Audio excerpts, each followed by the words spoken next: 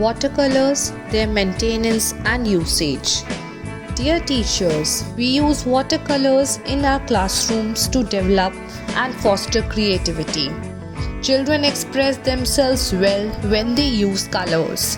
So here are some tips to help you make them use better.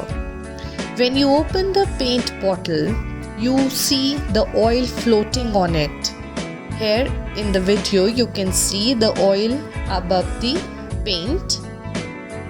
We usually find this oil on most of the bottles.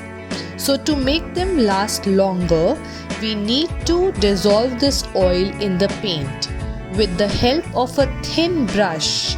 As you can see in the video, with the help of this brush, you can mix this oil with the paint for 2 to 3 minutes so that it dissolves completely.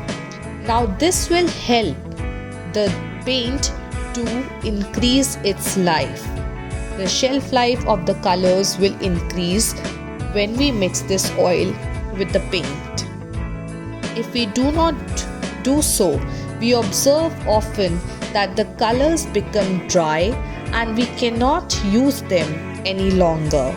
The other important point we need to keep in mind is that we must flatten the brush to draw or to write anything on the sheet